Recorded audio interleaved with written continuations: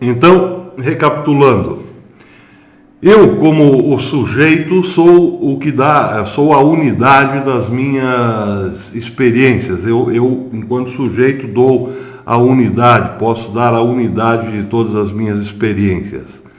Ou melhor, eu sou a unidade das minhas experiências, consciente ou não. Porque tudo que acontece na minha vida acontece, a minha vida abarca todas as minhas experiências, é mais ou menos nesse sentido. Agora, detalhe, eu como o sujeito das minhas experiências, eu como a unidade das minhas experiências, sou também, na medida em que tenho consciência disso, um fenômeno. Só que aí é preciso entender isso como intencionalidade. E é aqui que a coisa complica um pouco. Bem, para avançar daqui, é preciso sim entender esse conceito que Russell usará como intencionalidade. É preciso entender o que é esse troço intencionalidade. Na verdade, é um termo que Russell pegou de Brentano, que, de modo bem geral, significa figuras de consciência. Intencionalidade é figura de consciência, porque a consciência, para Russell, para Brentano também, é sempre consciência de algo. Consciência não é uma coisa vazia, não é um órgão vazio, não é uma bexiga cheia de ar. Consciência, para Russell, é sempre consciência de algo. É sempre a direção para alguma coisa, o voltar-se para algo. Então, por exemplo, se eu me lembro, estou aqui diante de um livro e me lembro, depois, em outro momento, me lembro deste livro aqui, eu estou imediatamente em contato com uma figura de consciência. E é exatamente isso que Russell chama de intencionalidade. Aliás, se intencionalidade são figuras de consciência e não pode haver consciência de nada, a consciência é sempre algo, isso quer dizer, evidentemente, que intencionalidade para Russell é a própria consciência. Então, por exemplo, os objetos, ou melhor, as figuras da consciência, que são a intencionalidade, é aquilo para o qual está apontado a consciência. Por exemplo, se estou triste, eu não estou, a minha consciência não está apontada para a tristeza, mas sim para o objeto da tristeza, para a figura da consciência da tristeza. Percebem? Eu sei que é um pouco difícil explicar isso, mas imaginemos o seguinte. Vamos pegar lá o primeiro homem. O primeiro homem é fácil porque as suas experiências são sempre as mais dramáticas. Vamos imaginar Adão abrindo os olhos pela primeira vez depois que Deus soprou-lhe o Espírito. Adão abriu os olhos e certamente viu alguma coisa em primeiro lugar. Essa coisa que Adão viu em primeiro lugar é a experiência dele como sujeito. O sujeito da experiência. Vamos imaginar que viu uma grande árvore, uma belíssima árvore, a cor verde em primeiro lugar. É como uma experiência que eu estou fazendo desse isqueiro, por exemplo. Estou fazendo aqui a experiência, tendo uma intuição imediata de um objeto físico, de um ente físico. Bem, essa é a primeira experiência de Adão. Ele abriu os olhos, como qualquer um de nós, depois de acordar, e viu algo pela primeira vez. Agora imaginemos o primeiro sonho de Adão. Sonhou, evidentemente, com aquela árvore que ele viu, assim que abriu os olhos. Qual a diferença entre a figura da árvore no sonho e a figura da árvore na experiência sensível de Adão? Bem, uma pode ser um ente da imaginação, pode ser uma figura apenas da consciência, enfim. A outra está ontologicamente falando, fazendo parte do território da região dos entes.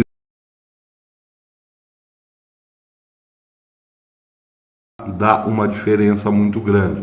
Portanto, não são a mesma coisa.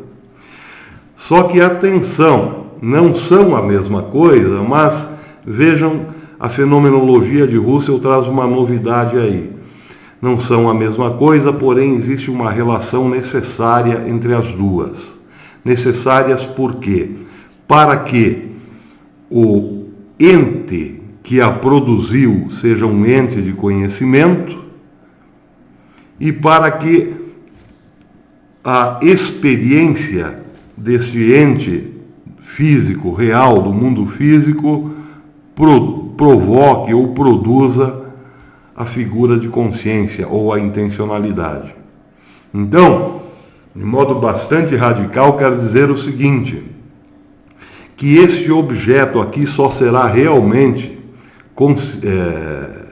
conhecido pelo sujeito da experiência na relação entre o objeto experimentado, o objeto da sensibilidade, com a figura de consciência, com a intencionalidade. Um compõe o outro, um depende do outro.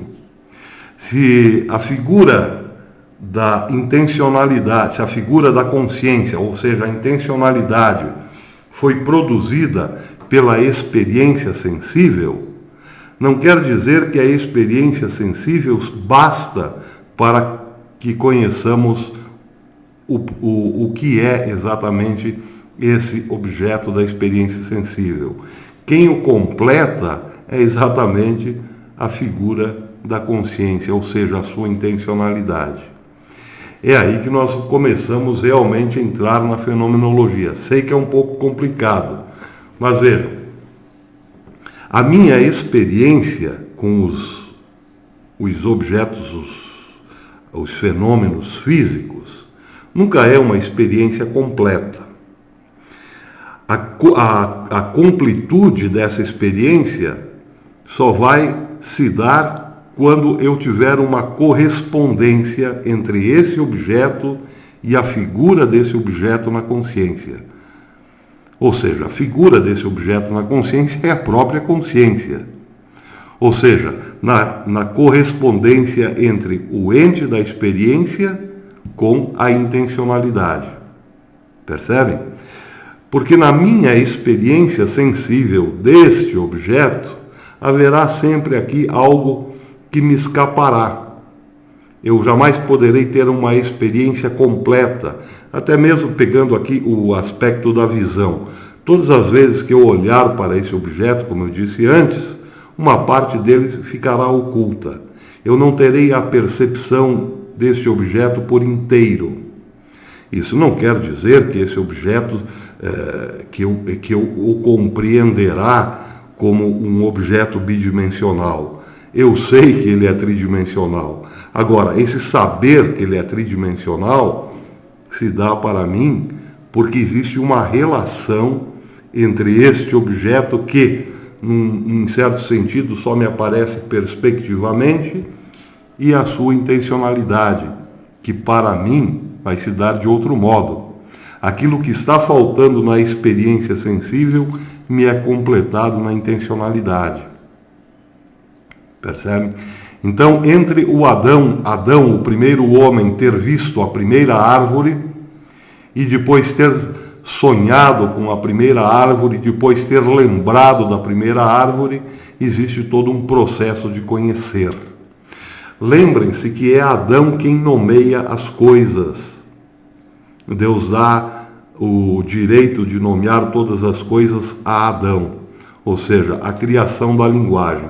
Certamente tudo isso depois da devida correspondência entre os entes da experiência sensível, os entes da experiência do sujeito, com a experiência fenomenológica do sujeito, ou seja, com a, vamos dizer assim, a percepção das figuras de consciência, ou seja, com a experiência da intencionalidade.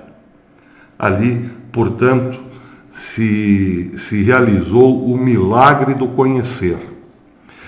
Porque vejam a diferença entre um ente da realidade do qual nos escapa sempre algo sempre está oculto na experiência, como por exemplo este livro. Todas as vezes que eu olhar para este livro, alguma face dele, alguma parte dele me escapará. Muito diferente dos livros que vocês veem aqui atrás, para desgosto meu, isso aqui não é exatamente uma estante. E, portanto, aqueles livros lá não são exatamente iguais a esse.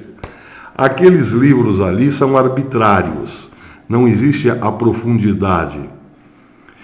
Portanto, nenhuma face daqueles livros me escapa. Eu estou, na verdade, olhando para uma fotografia, para um plano. E tudo que eu vejo é a totalidade daquele desenho, daquela figura. Não é a mesma coisa que estar em contato, fazendo a experiência sensível de um livro real. Aquilo ali é uma imitação da realidade. Quando eu estou fazendo a experiência de alguma coisa real, eu sei que algo me escapa.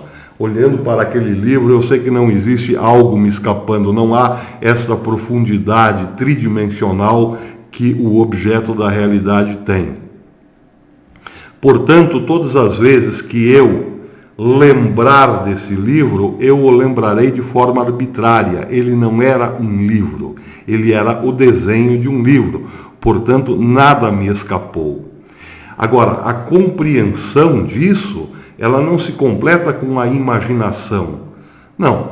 Este contato, a primeira vez das vezes que eu olho para o desenho de um livro, eu tenho uma figura de consciência que não precisa ser completada, não precisa me explicar que aquilo era um livro, porque na verdade não é. Agora, toda vez que eu lembro de um livro cuja a experiência se deu na realidade, um livro real, melhor dizendo, porque a experiência também do desenho do livro é real, mas eu digo, a experiência de um livro real, bem, aí o seu correspondente como figura de consciência será evidentemente diferente da figura de consciência de uma experiência que eu tive com a fotografia de um livro. Eu compreenderei que aquilo é a fotografia de um livro na plenitude, na relação entre a figura do livro e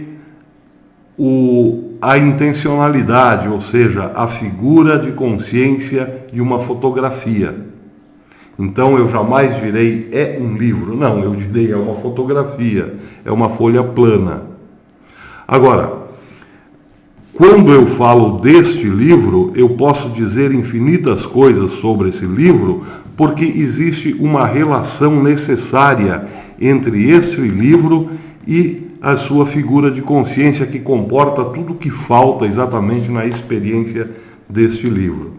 Portanto, uma relação fenomenológica, uma descrição fenomenológica desse livro, não pode se limitar à experiência física ou à percepção que eu tenho, a intuição física que eu tenho desse livro. Porque ela não me dará exatamente todos os componentes faltando, todos os componentes que estão ausentes da experiência. Eu preciso recorrer a algo bastante diferente, porém não menos real. Percebe? E aqui nós estamos entrando, sim, numa questão bastante complicada. Por enquanto estamos só dando umas pinceladas, ainda que pinceladas ruins. É o que nós vamos ver daqui para frente, de modo mais detido e calmo. O fato é o seguinte, nós, ao entrarmos aqui Para tentar explicar essas questões usando a terminologia de Husserl, que é aqui agora, nesse momento, a intencionalidade, temos que explicar tudo isso numa outra esfera da fenomenologia, que Husserl vai chamar de transcendental. Então já surge aí um outro termo da filosofia de Husserl. Além de intencionalidade, temos que entender também esse termo transcendental. Isso nós vamos ver na próxima aula, nas próximas aulas. Mas, retornando à questão do sujeito, o sujeito da experiência. Como disse no começo, eu como sujeito que dá, como aquele que dá unidade às minhas vivências, não sou meramente uma experiência de mim mesmo, mas sou também eu uma intencionalidade.